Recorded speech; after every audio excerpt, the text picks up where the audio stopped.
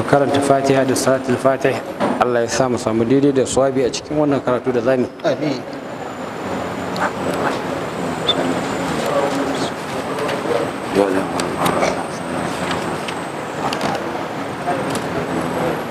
سبحان ربك رب العزة عما يصفون وسلام على المرسلين والحمد لله رب العالمين. الحمد لله. أعوذ بالله من الشيطان الرجيم. بسم الله الرحمن الرحيم. إن الذين آمنوا والذين هاجروا وجاهدوا في سبيل الله أولئك يرجون رحمة الله والله غفور رحيم. أعوذ بالله السميع العليم من الشيطان الرجيم. بسم الله على أشرف المرسلين نبينا محمد وعلى آله وصحبه أجمعين. السلام عليكم ورحمة الله وبركاته. وعليكم السلام. karatunmu na yau muna farawa ga faɗin Allah subhanahu wata'ala innal ladhina amanu, hakika waɗannan wanda suka imani, wallazina hajaru da wanda suka hijira wa jahadu suka yaƙi fi sabilillahi a cikin tafarkin Allah, ulaika yarjuna rahmatullah. Allah ya ce waɗannan suna fatan samun rahma Allah, wallahu ghafurur rahim. Allah mai yawan gafara ne, mai yawan jin kai ne. Wannan ayar karashin bayanin ayar da ta shige ta bayani, wanda Allah yake nuna mana cewa waɗansu musulmai sun fita a cikin wata sariya, sun samu waɗansu kafirai har sun kashe mutum a cikinsu a cikin watan da ba a yaƙi a cikinsa, shine watan Rajab. Su suna zaton suna cikin watan Jumadal Akhira ne. Dama kamar inda aka faɗa, Allah akwai watanni guda 4 da ya haramta a yaƙi a cikinsu, shine Rajab da Zulqa'da da Zulhajj da Muharram. To wannan ma addini ya tabbatar da wannan watanni masu alfarma, to waɗannan sai suka yaƙi, sai wannan ya zama kafirai suna sukan musulunci da wannan cewa ga musulunci ya zo ya canja wannan alfarma ta wannan addini. To su waɗannan wanda suka yi wannan laifin suka kashe wannan mutumin, manzo Allah ya musu faɗa sosai. To sai suke ganin kamar da ƙarshe aka ce kuma ba su laifi ba, aka yi musu afuwa, to sai suke ganin kamar ba su samu lada ba, shine Allah yake nuna musu ma duk da haka suna tare da ladan nasu. To dama aya baya Allah ya gaya mana cewa ya zancen ridda, wadda ba mai magana akai jiya ba. Ridda ita ce wato mutum yana musulmi ya bar addinin musulunci ya koma wani addini. To Allah ya gaya mana cewa kuma aikinsa ya ruguje duk wanda ya ridda ya fita daga musulunci ya koma wani addini. Allah ya ce fa ya mutu huwa kafirun, in ya mutu yana kafiri fa ulaika habitat a'maluhum fid dunya wal akhirah. Wannan aikinsa ya ruguje ya lalace na duniya da lahira. To malamai suka ce shi wanda ya ridda ya bar addinin musulunci yana da hukunce-hukunce a kansa. Na farko za a nemi ya tuba ya ba wannan ridda ya dawo musulunci. Waɗansu malaman sun ce za a ba shi kwana 1 ne ya tuba, waɗansu sun ce za a ba shi wata 1, waɗansu malaman sun ce za a nemi ya tuba har fiye da haka, amma da ƙarshe idan bai tuba ba hukuncinsa za a kashe shi. Wannan kuma yana ɗaya daga cikin abin da waɗansu jahilai na kafirai suke suka addinin musulunci, cewa addinin musulunci ya ba mutane dama su abin da suke so. Ya za a ce dan mutum ya fita daga addini za a ce za a kashe shi? Ai kamata ya ɗan adam a bar shi dama, wanda suke cewa interfaith ɗin nan addinai ko duk ɗaya ne, ko yana da freedom mai addini da ya ga dama. In ka ga dama ka shiga musulunci, in ka ga dama ka fita, in ka ga dama ka shiga kiristanci, in ka ga dama ka fita. To akan me za a ce dan ka bar musulunci za a kashe ka? Ba zaɓin ka bane ba. To waɗannan mutanen ba ƙaramin kuskure suke ba, saboda duk addinan da Allah ya saukar akwai hukuncin kisa idan aka yarda a ciki. Har addinin Yahudanci da addinin Kiristanci, har yanzu in ka duba Bible za ka ga wannan ƙa'idar cewa duk wanda ya fita daga cikin addinin Yahudanci ya koma wani addini, hukuncinsa a kashe shi. Wannan dokar ba musulunci ba ne ya fara kawo ta.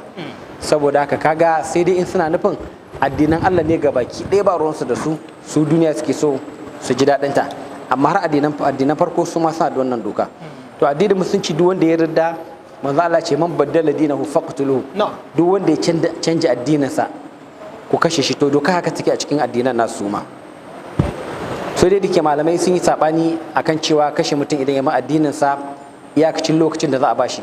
Sannan kuma waɗansu malaman sun ce idan mace ta yarda ba za a kashe ta ba, saboda manzo Allah ya hana kashe mata, sannan kuma a zancen gadon sa 'ya'yansa za su gaje shi ko ba za su gaje shi ba, da kuma zancen a hukuncen sanda suke a dogo zance ne dai mai tsawo wanda ba gurin tattauna shi bane a nan gurin. Amma dai almuhim wanda ya rinde ba addinin musulunci hukuncinsa kisa idan ya ke komo kan hanya. Kuma wannan ba musulunci bane kadai ya fara wannan dokar, akwai wannan dokokin a cikin addinan farko.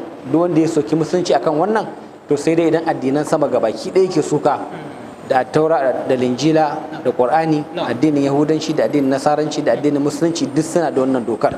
To sukan wannan dokar ta musulunci sukan sauran waɗancan addinan ne. na'am yas'alunaka 'anil khamri wal maisir qul fihima ithmun kabirun wa manafi'u lin-nasi wa ithmuhuma akbaru min naf'ihima ويسألونك ماذا ينفقون قل العفو كذلك يبين الله لكم الآيات لعلكم تتفكرون. الله يسألونك عن الخمر والميسر قل فيهما إثم كبير وقل فيهما إثم كثير ومنافع للناس. الله يسأل تنبيك akan hukunce-hukuncen giya da caca. Allah ya ce qul fihima ithmun kabirun, ka ce akwai laifi mai girma a cikinsu, wa manafi'u linnas, da kuma amfani ga mutane. Wa ithmuhuma, laifuffukan da suke cikin laifin giya da caca, akbaru min naf'ihima, sun fi amfanin su girma. Wa yas'alunaka ma za yunfiqun, suna tambaye ka me za su ciyar a cikin dukiyarsu. Allah ya ce qul al'afu, ka ce musu abin da ya saura.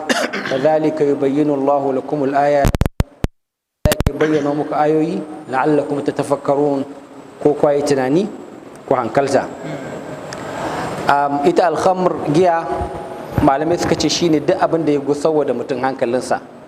Ma khamar al-aqla, abin da zaka sha ya gusar maka da hankali. To a karkashin wannan ne ake cewa duk abin da zai gusarwa mutum hankali, ko ba giya bane, ko su kudaye ne, ko benelin ne, duk abin da mutum zai sha gusar masa da hankali, to wannan abin ya zama haramun mutum ya amfani da shi. Saboda lokacin da hankalin mutum ya gushe, ya zama bashi da mulkar kansa, to wannan mutum ya shiga wani hali wanda da kansa kuma ya jefa kansa cikin wannan musibar. Kamar mutum ya dauki hankalinsa, a ce da hankalinka za ka iya daukansa, ka dauka ka ba wani mutumi, ko ka jefar da hankalinka ka zama mahaukaci. Shine hukuncin idan mutum ya sha giya. To wannan abin shine Allah yake cewa akwai laifi mai girma a cikinsu. Wannan ita ce marhala ta farko ta hana giya. Tun da farkon musulunci ana shan giya, sai addinin musulunci ya fara kawo wannan aya ta farko, cewa akwai laifi mai girma a cikin giya, amma duk da yake akwai amfani a cikinsu. To malamai sun ce menene ma amfanin giyar da aka faɗa lokacin farko? Shi amfanin giya ma ba abin da zai baka mamaki ba ne, saboda kurrancen ribar ta ne. Ita riba tana da giya, saboda an ce suna so ta ne a can Sham da arha, su zo sai da ita da tsada a ƙasashen Larabawa. Sannan kuma wanda ya sha giya yana jin karfin rai a lokacin, kamar kwaya ce mutum zai sha ta, abinda kake ganin ba za ka iya sa ba, idan ka sha giya sai ka ga ka yi shi. Sannan kuma waɗansu kamar yadda ake faɗa a waɗansu littafan, sukan sha giya idan baƙin ciki ya damu mutum ya samu wani abu da ya dame shi, ya rasa yadda zai yana tattana cikin baƙin ciki, to idan ya sha giya hankalinsa ya fita daga cikinsa, to sai ya samu sauƙin wannan abin. To shi ne fa amfanin giya kuran, amma ba wani amfani sai abin da suke faɗa cewa wannan ka duba shi duk ba wani amfani bane na zo a gani wanda ya shige waɗannan. Amma illata kuma tana da yawa.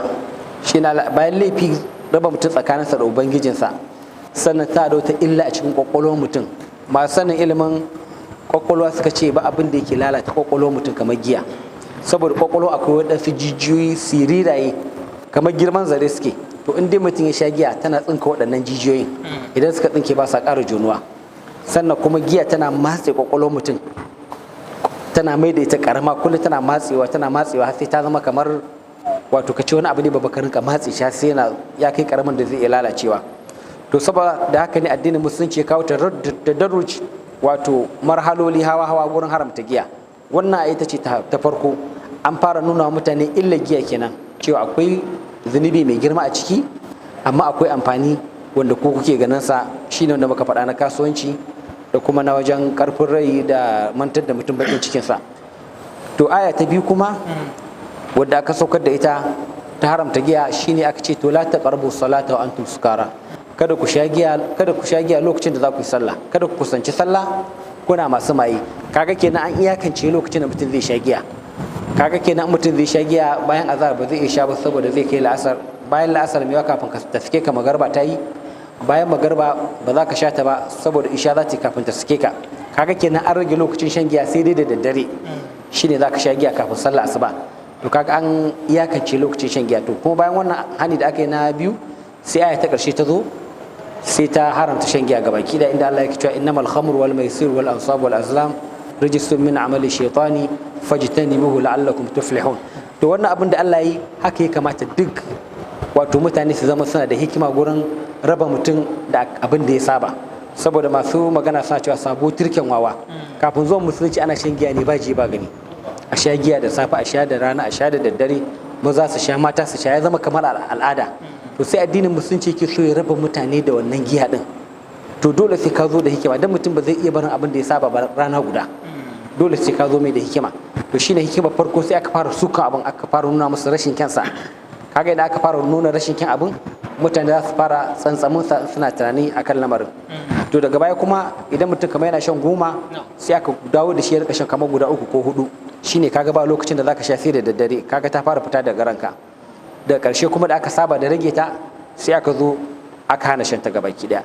Saboda haka ko me mutum yake a duniya yake so ya daina shi, wannan tsari da musulunci ya kawo shi ake bi. Kamar ma mai shan taba, idan yana shan taba ne kamar guda 10 a rana, in yana so ya daina to sai ya kokari ya ga ya zai mai da shi 9. Dama komai sabo ne, idan ka mai da shi 9 wata ran kuma zaka yi mai da shi 8. a hankali ake bi. Irin wannan kaida da musulunci ya kawo ma irin ta ake bawa wanda suka saba da shan kwayoyi haka, wanda kamar masu marisa, masu shan hard drugs din nan, idan aka kai su gidan gyara irin wannan tsarin na musulunci ake, ba a hana su sha rana guda. Abinda ake musu idan mutum yana shan guda 10 sai a mai da shi 9, sai a samu wani ba cike masa gurin ɗayan nan, ana ragewa a hankali har mutum ya zo ya rabu da wannan abin gabaki daya. To kuma ita giya ita ce ummul khaba'is, babu wani laifi da yafi giya girma, saboda ko me zaka yi a cikin hankalinka zaka iya rage shi ko ka kara shi, amma idan hankalin mutum ya tafi ya zama mutum kenan ba shi da control. Malamai suna kawo kisa wani mutumi da wata mata ta ja shi wani daki ta tsara shi, ta ce ko ya zina da ita ko ya kashe yaro karami ko kuma ya sha giya. Ya ga girman kisan rai, ya ga girman zina, ya ga girman shan giya, amma sai ke ganin kamar giya ita tafi sauki saboda a kansa abin zai kare, sai mutumin nan ya sha giya. Amma saboda hadarin giya da yake tafi komai hadari, bayan ya sha giya hankalinsa ya gushe, sai da ya zina da wannan matar kuma sannan ya zo ya kashe wannan yaron. Shine malamai suke cewa ita alhamur giya ita ce ummul khaba'is, ita ce uwar laifi ga baki daya. Duk laifin da kake ganin ba za ka yi shi ba in ka sha giya, Allah ya kiyaye sai mutum ya yi shi. To saboda haka ne aka hana musulmai da karshe shan giya ga baki daya, da duk kuma abin da zai gusawa da mutum hankali ya dau matsayin giya ne, shi ma haramun ne. Ko kwaya ne, ko magani ne, ko ruwa ne, ko kuma magani ne da mutum zai sha da gangan ya sha da yawa don hankalinsa ya gushe, shi ma ya zama kamar giya kenan. To kuma ga illolin giya a kwakwalwar mutum, ga illolinta a cikin mu'amalar mutum da mutane lokacin da mutum ya sha giya, inda zai yana marisa gurin maganganu da zage-zage da zubar da mutunci da amai da abubuwa da fitsari, abubuwa ne na tashin hankali. Shi yasa Allah ya haramta giya dana gabaki daya saboda illata da take ciki. Allah yake cewa wa yas'alunaka ma za yunfiqun, suna tambaye ka me za su ciyar a cikin dukiyarsu. Wannan ayat ta yi daidai da wadda ta shige ta baya, yake cewa yas'alunaka ma za yunfiqun, sai dai wancan ana zancen a wace fuska mutane za su saka dukiyarsu. Sai Allah ya ce ku sa dukiyarku a cikin gurin iyayenku da 'ya'yanku da 'yan uwanku da marayu inda aka jero. Nan kuma ana zancen adadin me mutum zai ciyar a cikin dukiyarsa. Idan kana da dukiya, adadin me za ka bayar a ciki, shi na Allah yake cewa qulil af, abin da ya saura kenan.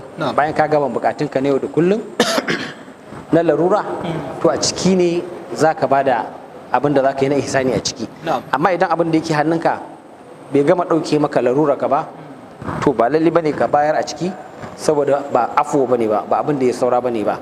Shine malamai suke cewa al'afu shine abin da ya saura bayan mutum ya gama hidimar iyalinsa, hidimar gida, abin da ya saura. Kuma dama Allah ya shirya da mu a cikin Qur'ani cewa idan zaka yi zaka yi sadaka ko zaka yi kyauta kada kai da abin da yake zaka matsu wala taj'al yadaka maghlulatan ila unuqika wala tabsutha kullal basti idan zaka yi alheri kada kai da abin da zaka shiga cikin matsuwa da zaka bada shi ga baki daya kai ma ya kasance ka samu ka saisaita kai bukatunka abin da ya saura sai ka bayar abin da zaka iya kada ka matsa wa kanka amma ana so mutum ya saba wa kansa da alheri ala ayi hal dan akwai wanda kuma suke ba sa iya ware kadan din ma da za su bayar ba sa yi ga baki daya lalle mutum ya kokari ya ga abin da zai iya bayar amma yanzu kamar mu halin da muke ciki a Najeriya an ce mana cikin wani hali mutane da yawa ma ba sa samun abin da za su ci abinci idan ma mutane suna samun kuɗi ba sa samun extra kuɗi abin da ake nufi extra kuɗi shine bayan ka ci ka sha ka yi tufafi abin da ya saura yawancin mutane ba sa samun kuɗi na ƙarin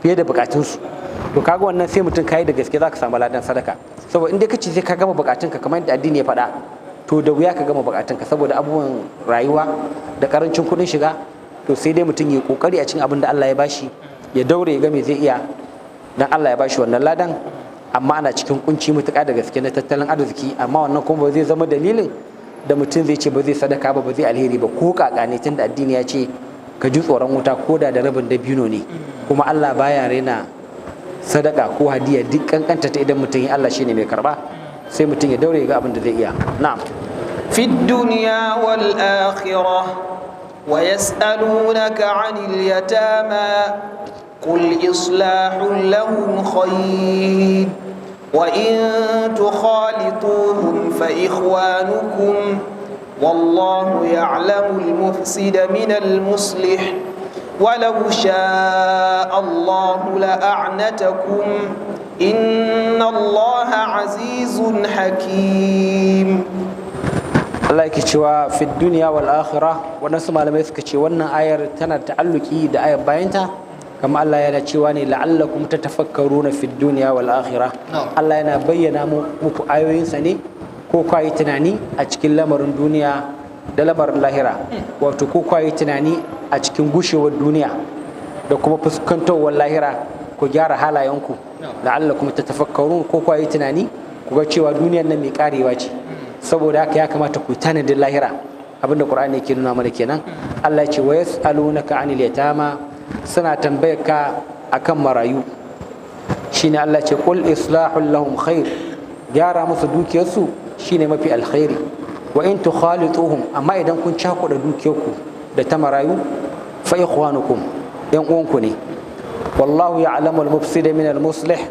Allah shi ya san wanda yake niyyar bar lalatawa kuma shi ya san wanda yake ne gyarawa da dukiyar da take hannunsa na marayu walau sha Allahu la'anatakum da Allah ya so da ya shaddada muku a cikin hukunce-hukuncen nan inna Allaha azizun hakim Allah mabuwayi ne yawan hikima ne da yawa Qur'ani yana zancen marayu din yana da matukar muhimmanci shi yasa zaka ga daga faro bakar zuwa nan gurin an faɗi marayu wajen guda nawa to kaga nan Allah ya ne ƙara bayani ne akan muhimmancin marayu amma waɗannan marayu ana zancen marayu ne masu dukiya tunda marayu kamar kala uku ne ko kala hudu akwai maraya na farko wanda yake yaro ne karami sosai kuma ba shi da dukiya mafi raunin maraya shine karamin yaro mara dukiya kuma mace dan mace bata kai tafi namiji rauni saboda namiji idan ya dan tasa zai iya fita ya je nemi na kansa amma mace ka ko ta tasa a gida za ta zauna to idan ta zama ba ta da hali ko ba za ta iya fita ta nema ba kaga tafi kowa rauni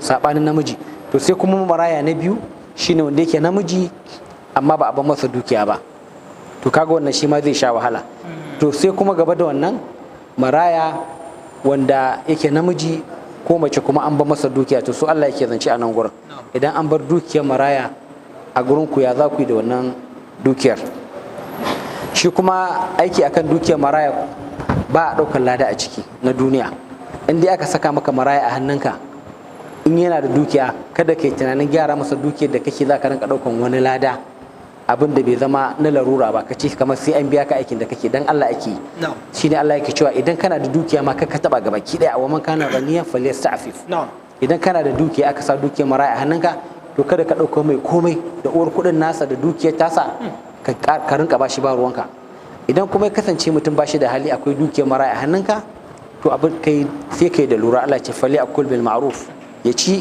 da abin da aka sani na kyautai kada ke barna ya kasance sai dai abin da ya zama na larura na bukatun yau da kullum.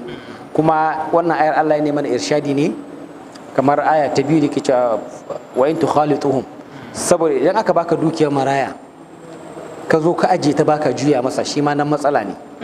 Saboda dukiyar kaga yau da kullum ana fitar da zakka, kuma ana mai bukatun abin da zai ci da abin da zai sha da gyaran rayuwa ne da kullum, dukiya za ta iya karewa yau da kullum, za ta cinye su.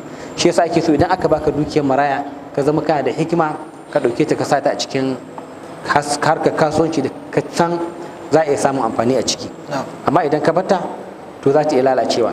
To Allah yana zance a nan gurin ne saboda da idan aka ba su dukiya, Allah yake cewa yasalunaka an al-yatama qul islahu lahum khair, a gyara dukiyar ta su. Akwai wanda suke ajiye dukiyar ba sa taba ta, to sai Allah ya kawo wannan sauƙi cewa in tukhalituhum, idan kuka cakuɗa dukiyar marayu da taku a cikin harkar kasuwanci ko harkar cinikayya wanda za a samu amfani, fa ikhwanukum, Allah ce dama yan uwanku ne. To a cikin cakuɗa dukiyar maraya da ta mutane yana da matukar muhimmanci mutum ya da lura, muna tafsiri, saboda a cikin abin da ake samu na amfani kai baka da wani kaso da zaka dauka ka ce na ladan aikin ka, sai dai abin da ya zama na larura. Amma idan wani ka ba ya juya musu dukiyar, kamar a yi mudaraba, a bada adadin wani kuɗi da za a tafi da shi wani gari a juya, to wannan wanda yake aikin za a iya bashi kasansa. Amma kai ba kai da aka baka amanar dukiya ka ce dan kai aiki a dukiyar maraya za a biya ka ba. Amma idan wani ka ba ya juya masa, za a iya fita masa wannan dukiyar tasa a ciki. Wallahu ya'lamu al-mufsida min al-muslih, Allah yana kallon zuciyar mutane, ya san wanda yake rike dukiyar nan da niyyar gyara, ya kuma wanda yake rike ta da niyyar batawa. Shine ayan nan da Allah yake cewa wala ta'kuluha israfan wa bidaran an yakbaru, idan an ba maka dukiyar maraya kada ku rika cin dukiyar da barna, kamar kuna gaggawar ku cinye dukiyar kafin yaron ya girma. Saboda idan aka baka dukiyar maraya, abinda ake so ka san yadda za ka yi ala'ayyar hal kada dukiyar nan ta lalace har sai ya girma ya karɓi dukiyar nan a hannunsa. Inda ka bari dukiyar ta lalace ala'ayyar hal, ko asara aka yi, ko tsotsaye ne ya faɗa mata, ko rashin business ne, ko waye, to ka cutar da wannan maraya.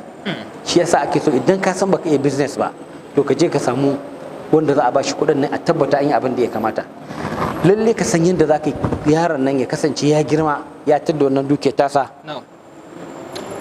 Shine abin da ake nema a gurinka, shine kuma mafi a'ala. Walau sha Allahu la'anatakum, da Allah ya so da ya shaddada muku a cikin wannan hukunce na marayu. Inna Allah azizun hakim, Allah shine mabuwayi kuma shine mai hikima. Na'am.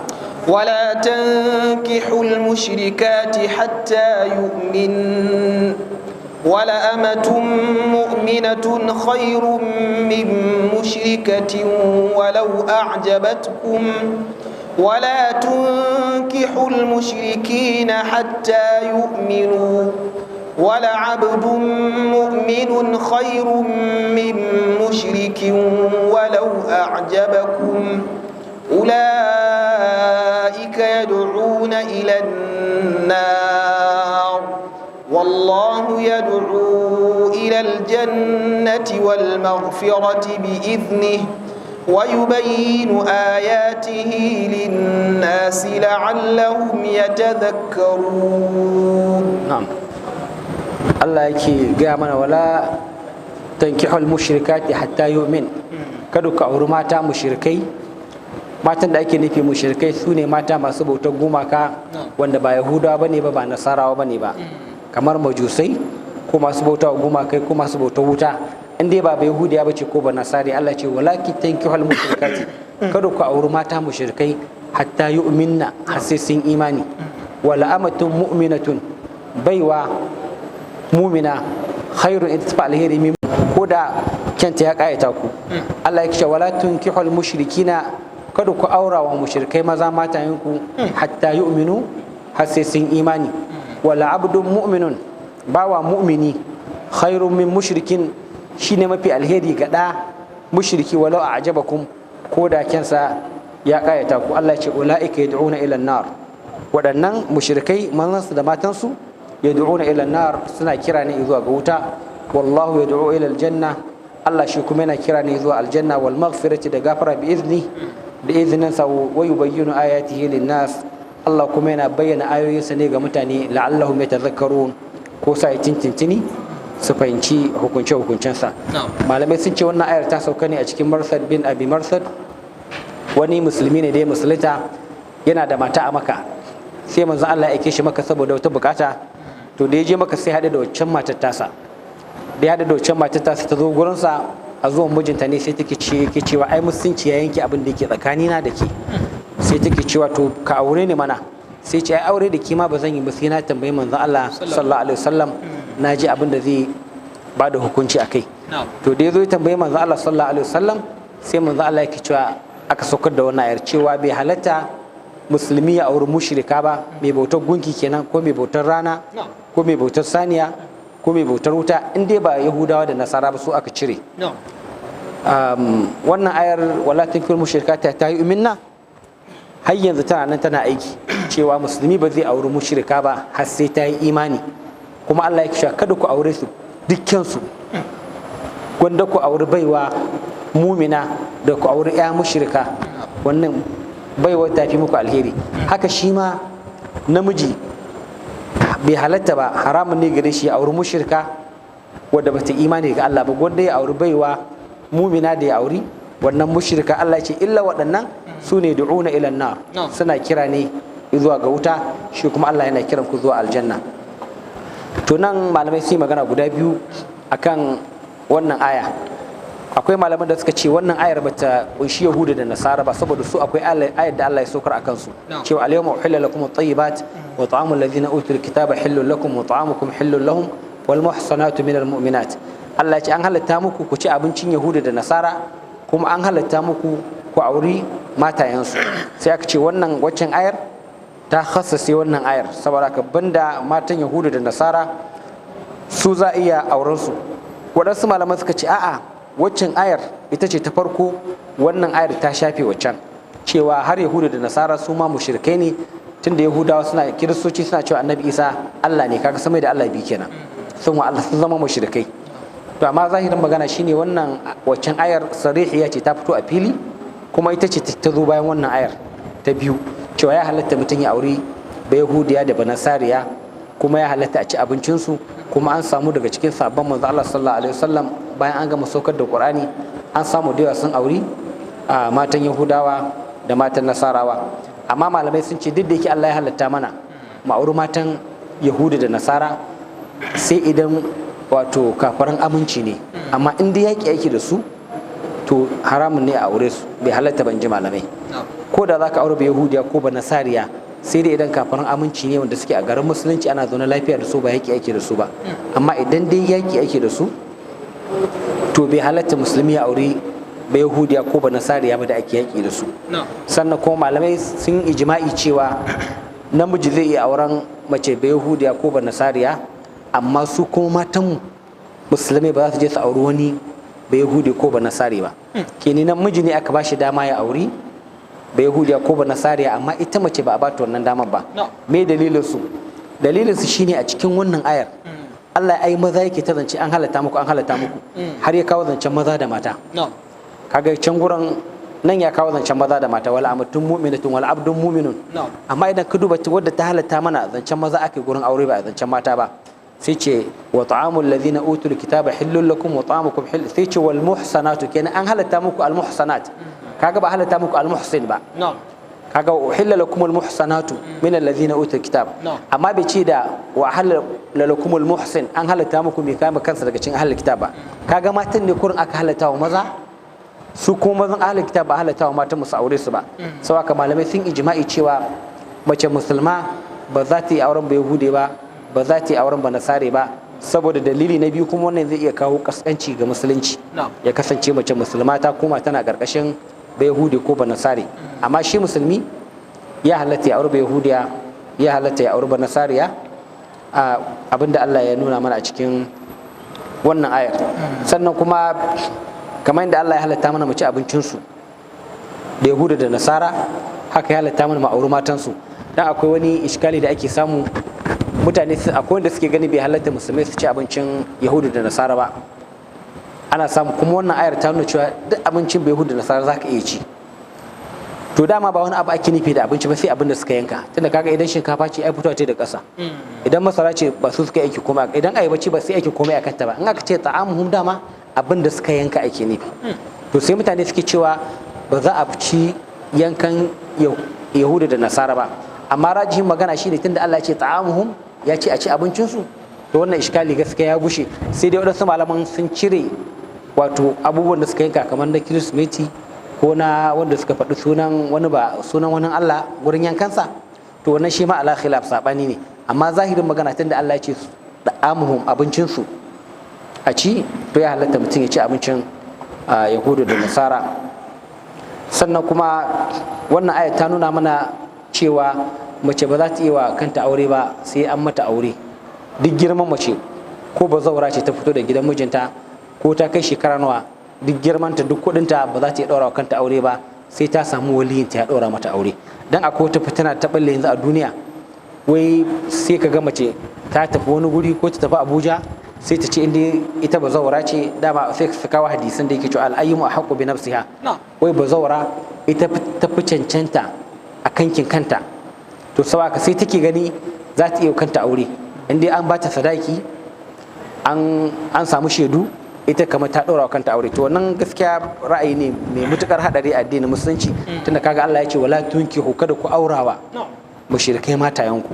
To kaga ya zama lalle duk inda mace ta kai sai namiji ya shigo cikin zancen aurenta, saboda ita dama mace kullum tana karama tana karkashin babanta, idan ta girma tana karkashin mijinta, idan kuma ta girma ko ta fito ba ta zama da wato mulki ta hannata har abada, tana karkashin wannan miji ne kullum. Na'am, Allah yake cewa ulaika yad'una ila an-nar, wannan suna kira ne zuwa ga wuta, wallahu yad'u ila al-janna, Allah yana kira ne zuwa aljanna wal maghfirati bi'izni, da kuma gafararsa da izinin sa, yubayyinu ayatihi lin-nas, Allah yana bayyana ayoyinsa ne ga mutane la'allahum yatadhakkarun, ko sun yi tunani su gaggane abubuwa. Na'am.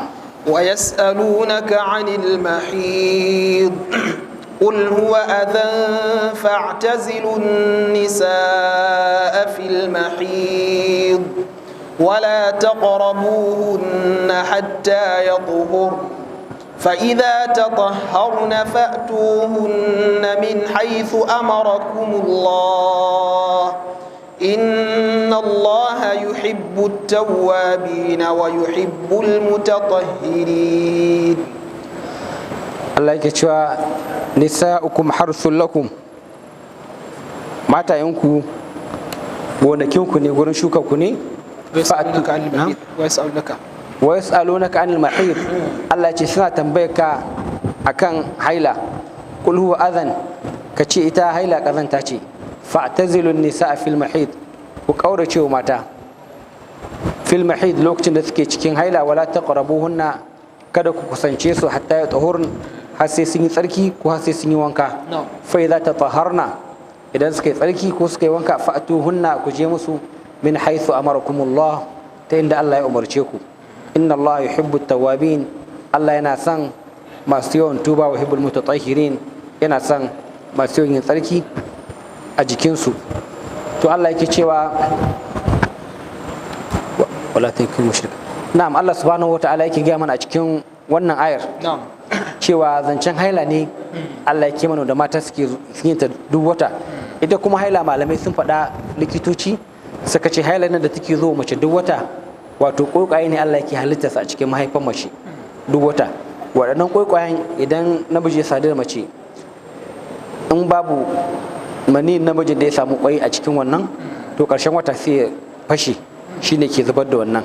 Amma idan Allah ya sa kuma a cikin ƙwan nan wani mani ya haɗu da ɗaya, to shine ke haɗuwa da ƙwan sai ya kasance an samu mutum, sai kuma jinin ya tsaya. To amma duk wata Allah yana halitta mata waɗannan ƙwaiƙwayen a cikin mahaifarta, wanda idan wata ya ba amfani da su ba su zama mutum ba, shine suke narkewa sai su zubo, in suka zubo kuma sai su zama wannan jini na haila. An ce sababin saukar wannan aya shine Yahudawa sun kasance idan matansu suna haila ba sa kusantar su, ba sa cin abincinsu, ba sa zama da su, ba sa komai da su.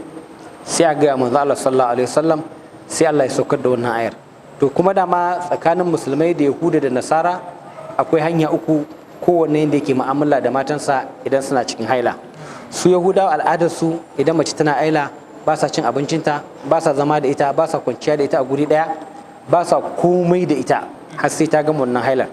Su kuma Nasara idan mace tana haila ba sa ƙyanƙyaminta, suna komai da ita har kwanciya suna yi da ita kamar wadda ba ta da haila.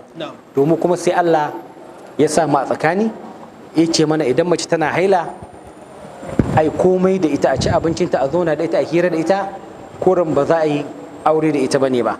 Saboda hadisan manzo Allah sallallahu alaihi wasallam sun tabbata cewa manzo Allah ya gaya wa matarsa na Aisha lokacin da take haila cewa ta daura zananta ta tamke ta kuma zo ta kwanta a makwancinta. Duk da yake ai tana cewa fa'tazilun nisa, ku kaurace wa mata. Akwai wanda suke cewa idan mace tana haila ma'anar nan a kaurace mata wai kada ta kwanta a gurin da mutum zai kwanta. Amma shine cewa abinda ayat take faɗa, amma zahirin sunna yana cewa za a kwanta da mace a shimfiɗa da in tana haila, za a kwanta da ita, amma kurin abinda ba za a yi da ita bane ba shine ba za a yi al'ada aure da ita ba. To me hukuncin wanda ya yi al'ada aure da mace tana haila? Wanda ya al'ada aure da mace tana haila, waɗansu malaman sun ce ya yi kuskure ne magafar Allah subhanahu wa ta'ala. Waɗansu malaman suka ce kuma ya sadaka da dinare, waɗansu suka ce kuma ya sadaka da rabin dinare. Tunda manzo Allah sallallahu alaihi wasallam akwai wani mutumi da ya zo masa ya ce ya ji wa matarsa tana haila, sai manzo Allah ya ce je ya sadaka. Wata ruwaya ta ce da rabin dinare, wata ta ce da dinare. Almuhim idan mutum ya ji wa matarsa tana haila, amma zaɓin maliki shine je istighfar ya tuba ga Allah. Waɗansu malaman kuma suka ce sadaka, kamar yadda manzo Allah sallallahu alaihi wasallam ya umarni da ai sadaka. Kuma dama addinin musulunci ya zo ne kamar yadda muka faɗa, da inda sabani ya faru tsakanin Yahudu da Nasara, mu addinin musulunci yana shirye da mu abin da shine mafi daidai. Kaga wannan mazancen haila sabani ne tsakanin Yahudu da Nasara da musulmai. Su waɗancan sun yi nisa a hagu, wannan sun yi nisa a ɗaya bangaren, mu ko musulunci sai ya ɗauka mana abin da yake tsaka-tsaki shine mafi daidai. Kamar ranar Juma'a ce, kamar yadda Allah ya nuna mana, su Yahudu suka ɗauki ranar Asabar, Kiristoci suka ɗauki ranar Asabar, Yahudu suka ɗauki ranar Asabar, Kiristoci suka ɗauki Lahadi, mu kuma Allah ya shirye da mu zuwa ranar Juma'a. To duk yawancin lamarin tsakaninmu da waɗannan addinai guda biyu, za ga addinin musulunci Allah yana datar da mu ne zuwa abin da yake shine mafi daidai. Ita kuma mai haila, idan mace tana haila, dama an sani ba ta yin sallah, ba ta yin azumi, amma da ƙarshe idan ta gama za ta rama azumin nan, ba za ta rama sallah ba. To kuma shine abin da ake faɗa na raunin mata a cikin addini, kamar yadda manzo Allah sallallahu alaihi wasallam ya je gurin mata yake ce musu naqisat aqlin wa din, cewa mata suna da karancin addini da kuma hankali.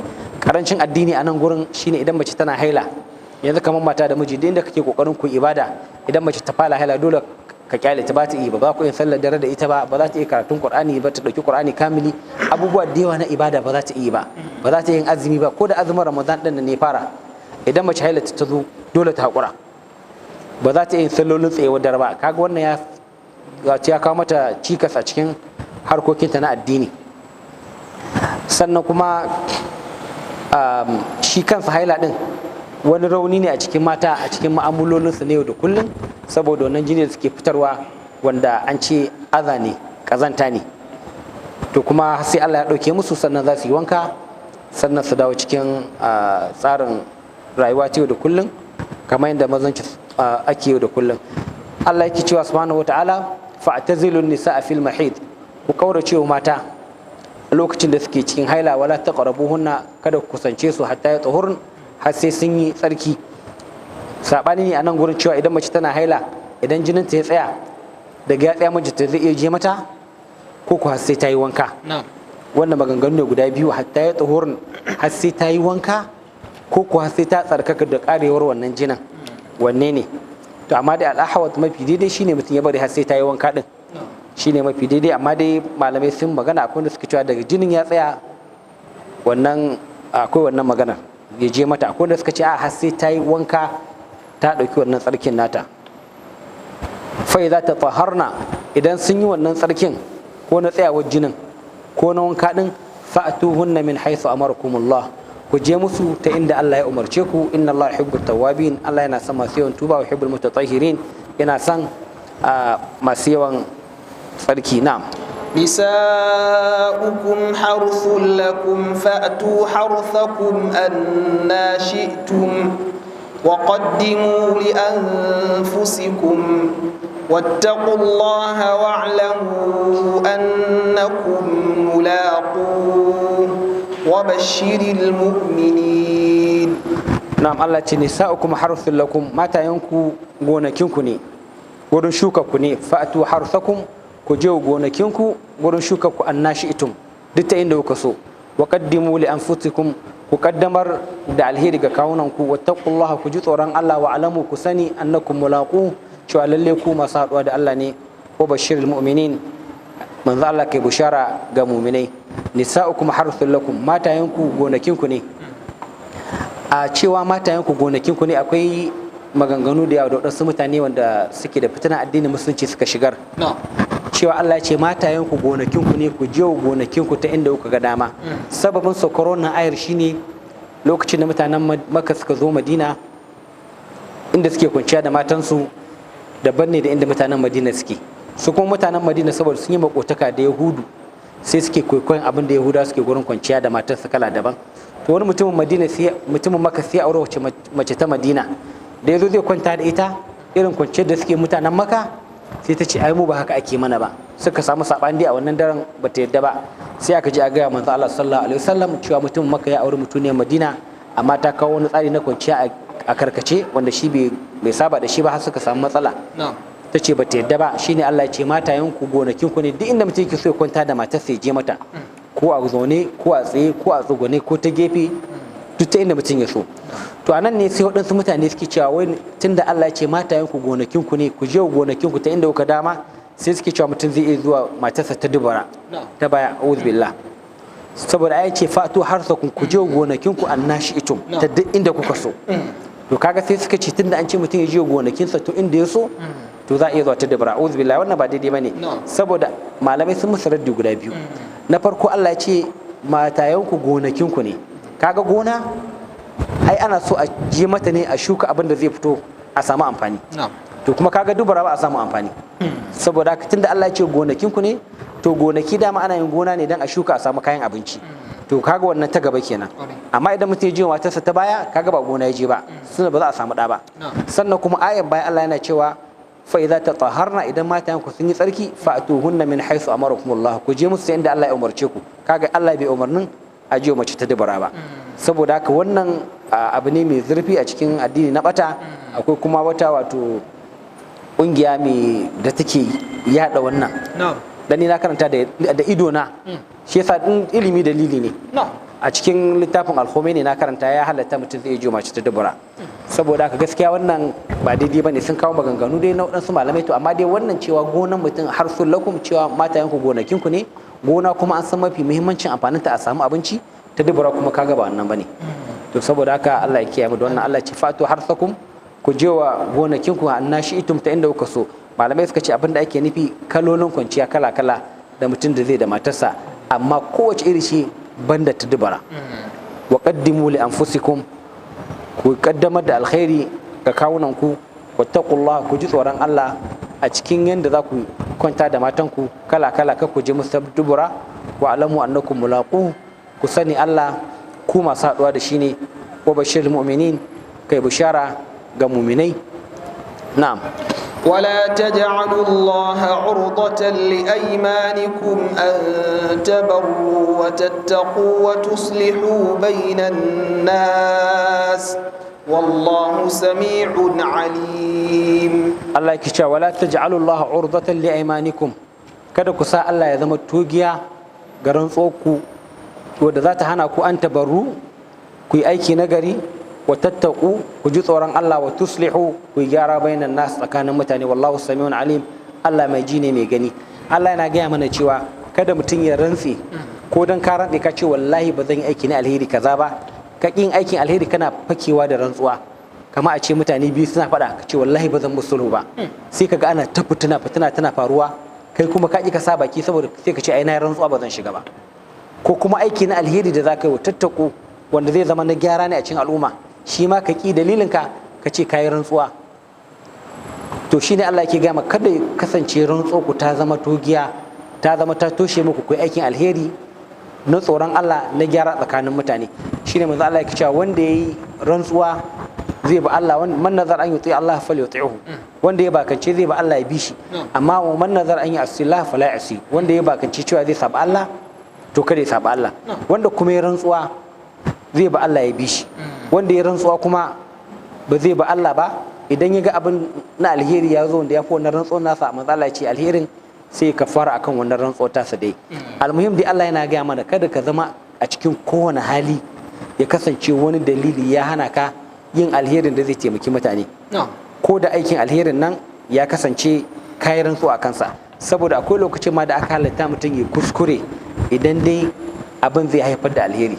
Yanzu misali ka kamar ƙarya haramun ce a addini, amma addinin musulunci ya halatta mutum ya ƙarya a gurare guda uku saboda ƙaryar za ta zama alheri. Manzo Allah ce mutum ba makareci bane ba lokacin da ya ƙarya yake sulhu tsakanin mutum biyu, mutane biyu ne suke faɗa sun ki su zauna lafiya kuma ba su haɗuwa ba sa magana, to za ka iya zuwa ka samu ɗaya daga ciki kai mai ƙarya ka ce wani fiye na so a yi sulhu da kai, amma shi gaskiya matsalarsa ka san mai girman kai ne, ya ce sai dai kai ka fara mai sallama ko kai mai takarda ko kuma ku haɗa kai ka fara masa magana, ka kai ka shirya wannan wancan bai sani ba kuma ƙarya kake, to idan wannan sulhun ya aiki ka samu lada, ta shafe wannan ƙaryar da kai. Sai guri na biyu, mutum da matarka kun san matsalar mata, su ba sa son abu na ko adalcin kai sai su ce su ba adalci bane a gurinsu, to saboda haka duk abin da za ka yi ka gyara tsakani, ko da ƙarya ne tsakanin mata za ka iya yin wannan, ko kuma wani taro ka tafi na tafsir za su iya cewa ma zance ka tafi, ballantana san ƙara aure za ka yi ma ka je zance shi ma laifi ne. To akwai wani mutum ya ce shi idan ya tafi wani guri ya makara, idan matar sai san za su samu matsala sai ya shafa ƙasa a hannunsa, ya shafa ƙasa da gyaru sai ce wallahi mota ce ta lalace maki ta gyara kin ga hannuna. Kwarai da gaske. To ka kuma bai laifi ba saboda sulhu yake nema a gidansa. Sai guri na uku, a manzo Allah sallallahu alaihi wasallam yake cewa haka alharbu khud'a, haka idan za a yaki da kafirai saboda yaki dan yaudara ne, so haka ba za ka faɗa musu ka fito kai gaskiya ka ce ga inda za ka yi ba, nan za ka yi gabas, za ka yi ko yamma. Wannan ba ana nufin bayan an yarjejeniya akan sulhu da aka yi ba shine za ka yi kare, a'a lokacin da za ka fita yaki ko lokacin da kake yaƙi ba wani takarda yarjejeniya tsakaninka da kafirai ko abokin yaƙinka, to dole ya zama akwai ɓoye sirri, saboda idan ya kasance za ka fita yaƙi baka da sirri to akwai matsala a ciki, to kuma za ka yin huda yaudara a wannan gurin wadda dan ka tsira da nasarar abin da kake nema na yaƙi.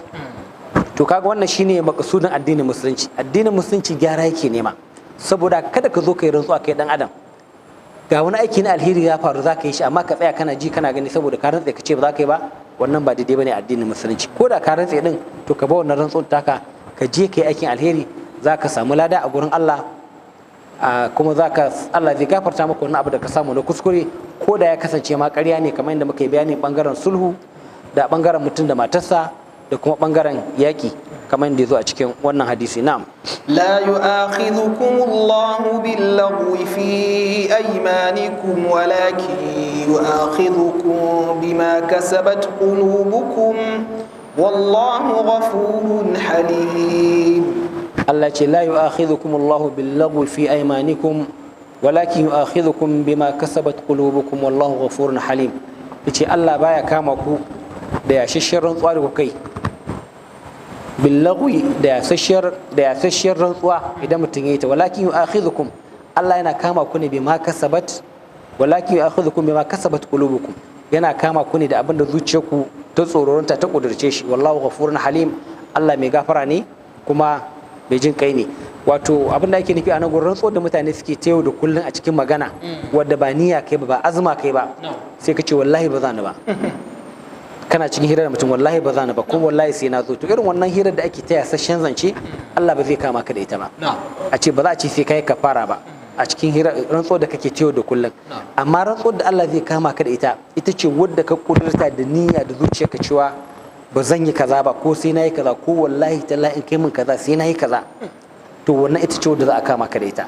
Amma ta yasashen zance kuna hira da mutum wallahi sai ka bani, wallahi ba zan zo ba, wallahi kaza da ake faɗa a wanda ya zama a cikin maganganun mu na yau da kullum, wannan babu laifi a ciki, duk da yake shi ma wannan ana so mutum ya takaita inda muka saba da rantsuwa din nan abu kaɗan wallahi ya kamata mutum ya rage. To amma kuma idan ka kulla wani abu da irin wannan rantsuwar to Allah ba zai kama ka da shi ba, saboda ba har zuci take ba, saboda Allah ya ce walakin yu'akhidhukum bima kasabat qulubukum. A can ɗaya ayar yana cewa la yu'akhidhukum Allahu bil-laghwi fi aymanikum walakin yu'akhidhukum bima aqadtumul ayman. Abinda kuka kulla shi da rantsuwa a cikin zuciyarku ku kudirce shine Allah zai kama ku da shi, amma na yau da kullun na zance Allah ba zai kama mutum da shi ba. Sai dai ana so mutum ya rika kulawa da maganganun da zai yi, saboda magana kamar zanen bunu ce, ko da Allah bai kama ka da shi ba amma mutane za su iya amfani da shi, ai ka ce kaza ka kuma dalili ne, ka ce kaza har ka rantse, to dai ba zai kama ka da shi a gurin Allah ba, amma kuma bai kamata ka rinka faɗar abin da ba za ka yi ba a cikin zancen yau da kullum. Sau haka mutane su kulawa duk lokacin da za ka yi magana kai kokari ka ga me farkon maganar, me tsakiyar ta, me karshen ta, me kuma za ta iya haifarwa, saboda magana tana da matukar muhimmanci kuma zarar bunu ce, kuma suna cewa a turanci suna cewa your word is your bond. Abin da ka faɗa shine madaurinka, duk abin da ka faɗa da shi za a kama ka, ba abin da za a tabbaka ma. An ce kuma lisanuka asaduka, harshen ka shine zakin ka, kamar inda harshen ka zaki ne zai iya cinye ka idan ka sake shi, amma idan ka rike shi sai ka sa shi a cikin takunkumi ka daure shi. Sau haka lalle mu lura da abin da muke faɗa. Wannan rantsuwa da muke tayo da kullun a cikin zance ba sharadi ba ka'ida mu rage, mutum ya zama mai nutsuwa. Duk da ke Allah ya ce ba zai kama da irin rantsuwar da muka yi a cikin yasassan jance ba na hira, to amma ya kamata mu kula mu rage. Allah ya tsira da mai tabbatar da hanyar madaidaiciya. Allah ya saba a cikin sa da mustaqim. Abin da na daidai Allah ya ba mu ladan sa, wanda yake na kuskure Allah ya gafarta mana. Allah ya fahimtar da mu misaci goma ga Annabi sallallahu alaihi wasallam.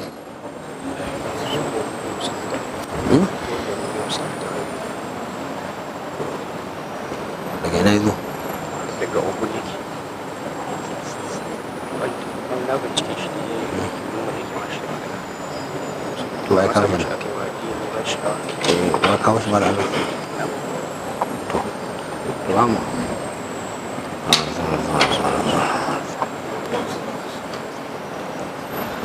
karanta Fatiha da salatul Fatiha. Alhamdulillahi rabbil alamin arrahmanir rahim maliki yawmiddin iyyaka na'budu wa iyyaka nasta'in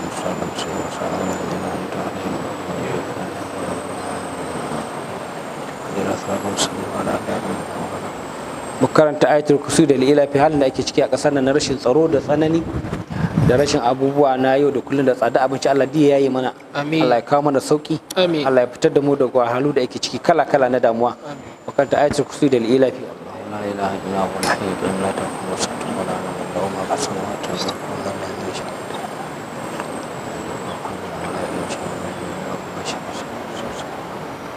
fil ardi. Amin.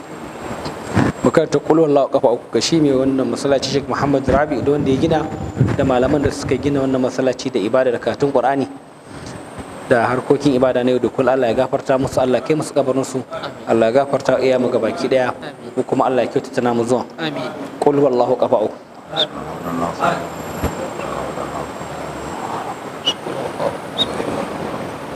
Kan ta falaki da nasi sharrin mutum da aljanna dare da rana da abin da muke jin tsoro Allah ya mana maganin sa. Amin.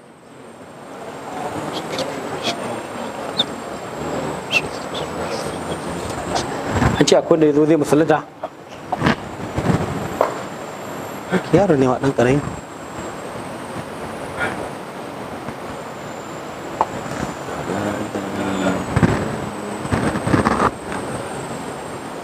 Yawwa.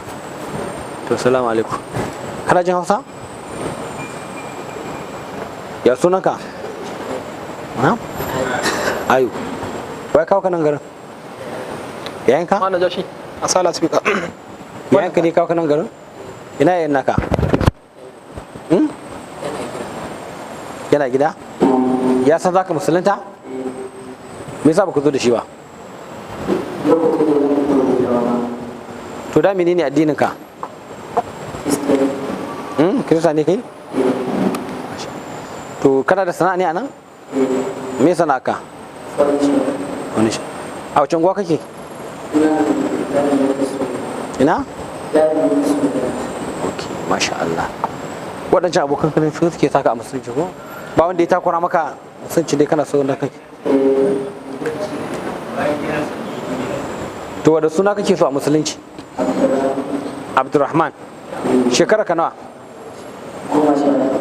18. Masha Allah. Masha Allah. To alhamdulillah za mu yi magana da shi bayan magana, muna so ya bashi musulunci da tun da ya riga ya zo to shikenan sai kai kalmar shahada. Ka ce Abdurrahman kake so ko? Okay. To ka ce ashhadu. Tashi tsaye.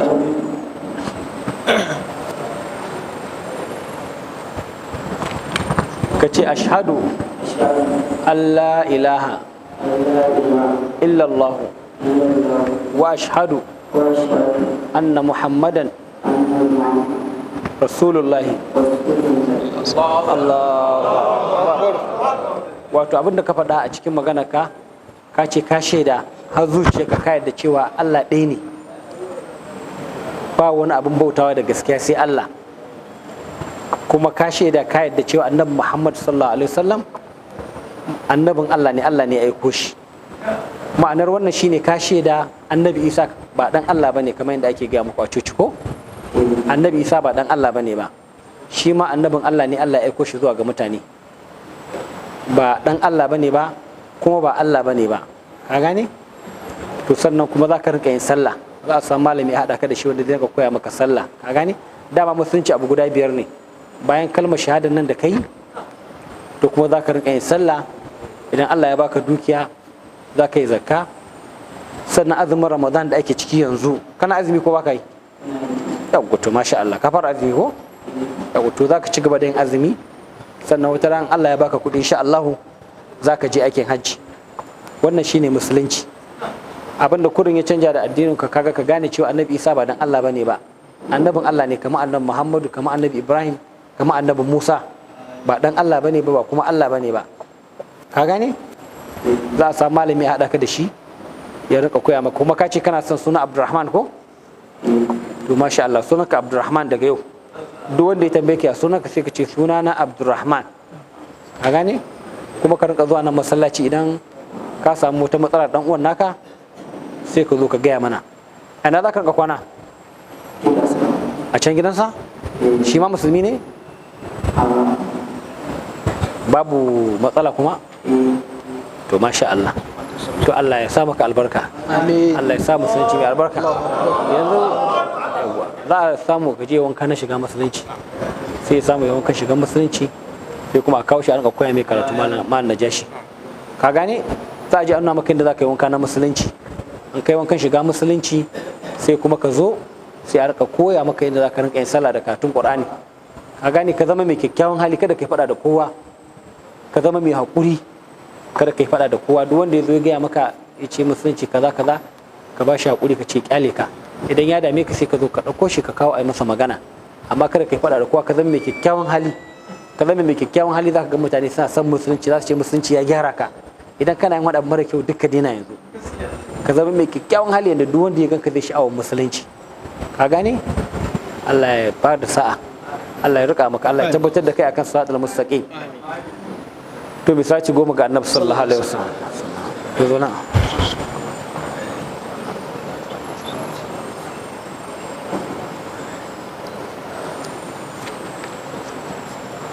اللهم يا مقلب القلوب ثبت قلوبنا على دينك. اللهم ثبت قلوبنا على دينك. اللهم ثبت قلوبنا على دينك. آمين آمين. بشكل الفاتحة لصلاة الفاتحة. آمين. رب العالمين الرحمن الرحيم مالك يوم الدين.